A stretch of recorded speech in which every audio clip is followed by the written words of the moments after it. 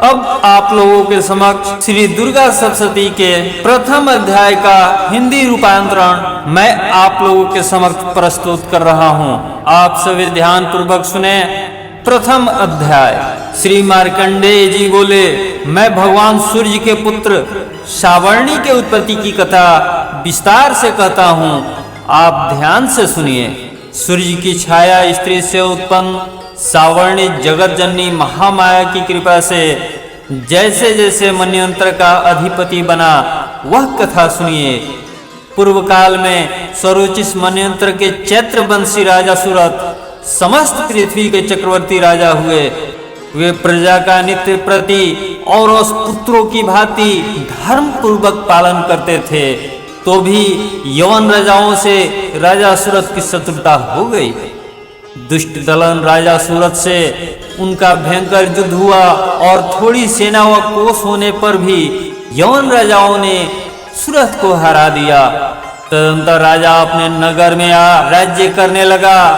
तो भी अन्य शत्रु राजाओं ने राजा सूरत पर चढ़ाई कर दी और नगर में भी दुराचारी मंत्रियों ने राजा का कोष, सेना तथा समस्त वस्तुएं छीन ली। तब राजा सूरत हंसकर अकेला ही घोड़े पर सवार होकर शिकार खेलने के बहाने घने वन में चला गया।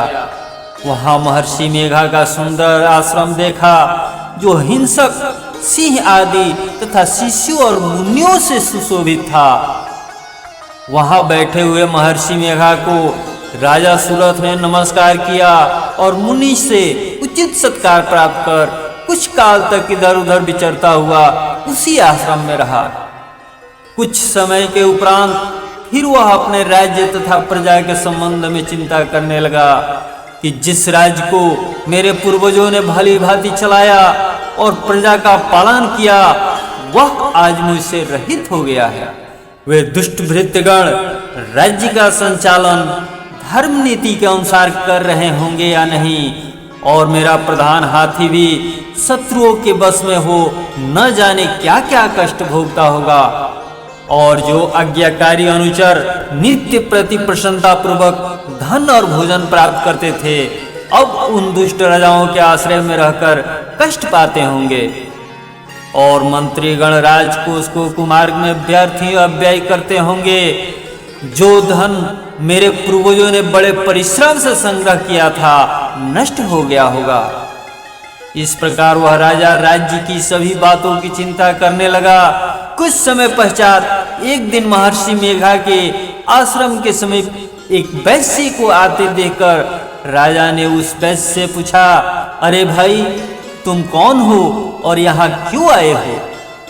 तुम्हारा मलिन मुख शोक युक्त क्यों दिखाई देता है? इस प्रकार राजा सूरत की बातों को सुनकर उस वैश्य ने राजा सूरत से कहा, हे राजन, मैं समाधि नाम का एक वैश्य हूँ। मेरा जन्म धनवान कुल में हुआ। मेरे दुष्ट स्त्री पुत्रादि ने धन के लोभ में मुझे घर से निकाल दिया है और मेरा धन छीन लिया है। मैं धन स्त्री पुत्र से रहित हूँ। अब मैं अकेला दुखी होकर इस वन में आया हूँ। मुझे अपने स्त्री तथा बंधुओं का कुछ भी पता नहीं है। मैं यहाँ रहने के कारण अपने स्त्री पुत्र स्वजनों की परिस्थिति को नहीं जानता हूँ कि वे इस समय अपने स्थान पर सुखी है या दुखी। मैं यह भी नहीं जानता कि मेरे पुत्र सदाचारी है या दुराचारी। राजा बोले, जिन स्त्री पुत्र आदि ने तेरे धन संपत्ति को छीन लिया, फिर उन्हीं के स्नेह में तेरा मन क्यों आसक्त है? वैसे बोला, आपने मेरे विषय में जो बातें कही हुए यथार्थ में सत्य है, परंतु मैं क्या करूं? मेरे चित्त में कठोरता नहीं है। जिन पुत्रादि ने धन के लोभ में आकर मुझे घर से निकाल दिया है, हे महापति राजन, मेरा चित्त फिर भी उन्हीं में आसक्त होता है। यह जानते हुए भी अनजान हो रहा हूँ। मेरा मन उन दुष्ट आत्मा स्त्री पुत्र आदि में आसक्त हो रहा है और इसी से उधर्व श्वास चल रहे हैं। मुझे इसका दुख है और मन खिन्न है। मैं क्या करूं? इन स्वजनों के निष्ठुर होने पर भी मेरे मन में उनके प्रति प्रेम है। श्री मार्कंडेय जी बोले, हे द्विजश्रेष्ठ, तत्पश्चात राजा सूरत और समाधि वैश्य दोनों श्री मेघा मुनि के समीप गए और प्रणाम करके बैठ गए और मेघा ऋषि से कथा वार्ता करने लगे। राजा बोले, भगवान, मैं आपसे एक बात पूछना चाहता हूँ, आप उससे बताइए। हे महाराज, मेरा मन बस में नहीं है, इससे मुझे दुख है। छीने हुए राज्य तथा स्त्री पुत्र बांधवों की ममता मुझे अभी तक बनी हुई है।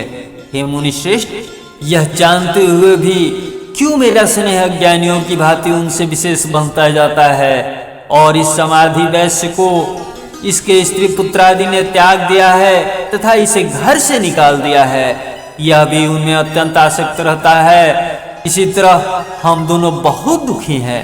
हे महाभाग, उनके दोषों को जानते हुए भी हम दोनों का हृदय उनके प्रति मोह में आसक्त रहता है। इतना ज्ञान होते हुए भी ऐसी ममता क्यों है?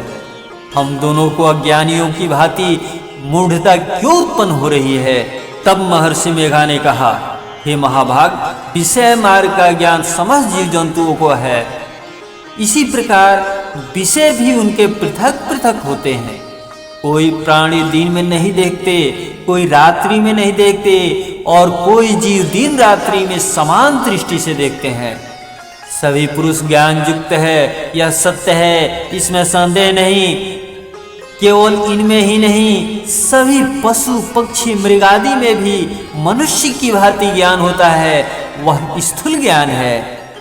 जैसे मनुष्य में आहार आदि की इच्छा उत्पन्न होती है, वैसे ही पशु पक्षी आदि में भी आहार विहार निद्रा तथा मैथुन की इच्छा उत्पन्न होती है।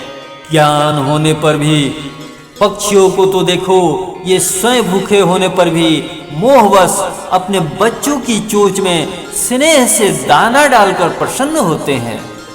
मनुष्य भी अपने पुत्र पौत्रों के साथ इसी प्रकार व्यवहार करते हैं, किंतु वह पालन पोषण का बदला लेने की इच्छा से कि जब हमारी वृद्धावस्था आवेगी तब हमारा पालन वे करेंगे। हे नरश्रेष्ठ, क्या हम तुम नहीं देखते, पुत्रादि उनका भरण पोषण न भी करे तो भी माता पिता तो करते ही है, क्योंकि विश्व की स्थिति को रखने वाली महामाया के प्रभाव से मोह के गड्ढे में डाल दिए गए हैं। इसमें कोई आश्चर्य की बात नहीं है, क्योंकि यह भगवान विष्णु की योग निद्रा है, जिससे संसार मोहित हो जाता है। यही भगवान की महामाया है।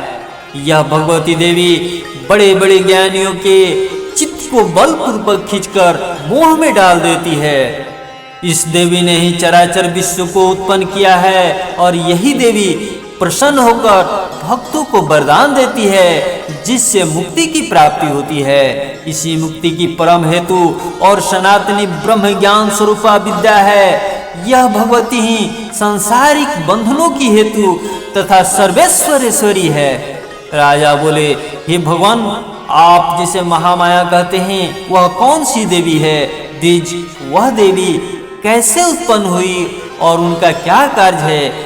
उनके स्वभाव स्वरूप उत्पत्ति आदि के विषय में जानना चाहता हूँ, सो आप सभी वृत्तांत मुझे सुनाइए। ऋषि ने कहा, वह जगन मूर्ति नित्य है और सब चराचर में व्याप्त है, तथापि उनकी उत्पत्ति अनेक भांति से है। उस कथा को तुम मुझसे सुनो। यह भगवती देवताओं के कार्य सिद्धि के लिए उत्पन्न होती है और अजन्मा होकर भी उत्पन्ना कहलाती है।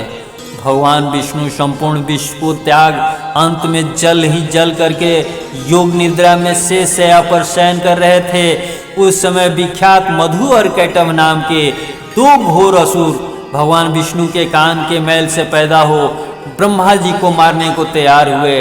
वही ब्रह्मा जी विष्णु भगवान के नाभि कमल में स्थित थे।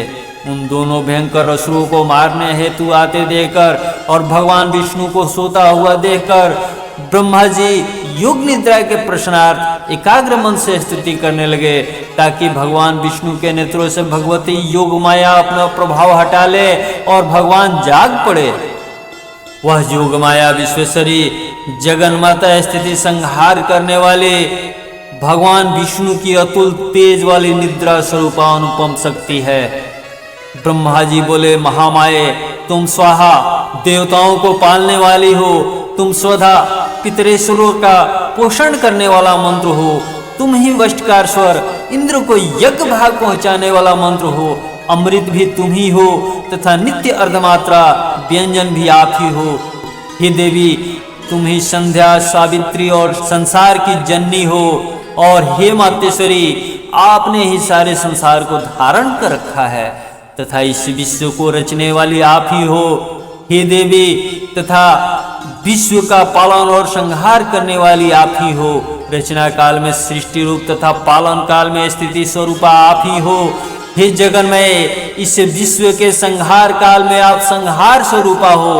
आप महाविद्या, महामाया, महामेघा, महास्मृति और महामोहा, महादेवी, महासुरी हो। हे मातेश्वरी, आप ही समस्त चराचर के तीनों गुण सत्य रज तम को उत्पन्न करने वाली प्रकृति हो। आप ही काल रात्रि, भयंकर यम रूप, महारात्रि, प्रलय स्वरूप तथा दारुण मोह रात्रि, विश्व को मोहने वाली हो। आप श्री ईश्वरी और बुद्धि की बोध स्वरूपा हो।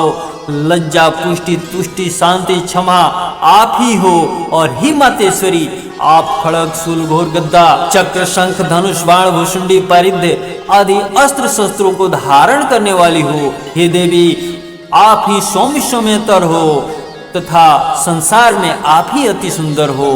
पर तथा अपरों में श्रेष्ठ तुम ही परमेश्वरी हो। अखिलात्मिक सत्य और असत्य जो कुछ जहाँ है उन सब की शक्ति आप ही हो। मैं आपकी कैसे प्रार्थना करूं? जो इस विश्व की रचना, पालन और संहार करता है, उस भगवान विष्णु को आपने अपने निद्रा के वश कर लिया है। फिर भला बतलाइए, और कौन आपकी प्रार्थना करने में समर्थ है? जबकि आपने भगवान विष्णु, ईशान शंकर तथा मुझसे यह शरीर ग्रहण कराया है। अतः कौन मनुष्य या देवता आपकी स्तुति करने में समर्थ है? आप तो अपने प्रभाव से स्वयं प्रशंसित हो। मधु और कैटभ नाम के इन महादुष्टों को अब आप मोह लीजिए और जगदीश्वर भगवान विष्णु को जगाइए। इन दोनों महान असुरों का संहार करने के लिए भगवान को बुद्धि दीजिए। ऋषि बोले, इस प्रकार जब ब्रह्मा जी ने मधु और कैटभ असुरों के संहार के लिए तथा भगवान विष्णु को जगाने के लिए तामसी देवी की प्रार्थना की, तो उसी समय भगवान विष्णु के नयन, मुख, नासिका, भुजा, हृदय और वक्ष स्थल से निकलकर अव्यक्त अजन्मा योगमाया ब्रह्मा जी के सम्मुख उपस्थित हो गई और योग निद्रा से मुक्त होने पर भगवान जनार्दन जाग पड़े। तदनंतर भगवान विष्णु ने उन महाप्रक्रमी वीर्यवान मधु और कैटभ असुरों को देखा। ब्रह्मा जी को खा जाने के लिए जिनकी आंखें रक्त वर्ण हो रही थी, तब भगवान विष्णु ने शेष शैया से उठ उन असुरों से 5000 वर्ष तक बाहुयुद्ध किया। अति बलशाली और उन्मत्त दोनों असुरों को महामाया ने मोहित कर रखा था। अतः दुष्टों ने भगवान से कहा कि हम तुम्हारी वीरता से संतुष्ट हैं, तुम हमसे वरदान मांगो। भगवान ने कहा, यदि तुम मुझ पर प्रसन्न हो तो मेरे हाथ से तुम्हारी मृत्यु हो, मैं तो केवल यही वर चाहता हूँ। ऋषि ने कहा, इस भांति जब भगवान विष्णु ने उनसे यह वरदान ले लिया तो वे भगवान विष्णु से कहने लगे कि हमें सर्वत्र जल ही जल दिखाई देता है, इसलिए हे भगवान, हमारा वध उस स्थान पर कीजिए जहाँ पृथ्वी पर जल न हो। ऋषि मेघा ने कहा, तब भगवान विष्णु ने शंख, चक्र, गदा धारण किए और उनसे तथास्तु कह दोनों के सिर अपनी जांघों पर रखकर चक्र से काट दिए। इस प्रकार यह महामाया देवी श्री ब्रह्मा की स्तुति करने पर स्वयं प्रकट हुई थी। हे राजन, मैं अब इनके प्रभाव का वर्णन करता हूँ, तुम ध्यान से सुनो। श्री मार्कंडेय पुराण में सवर्णी मनवंतर के कथा के अंतर्गत देवी महात्मा का पहला अध्याय समाप्त। जय माता दी।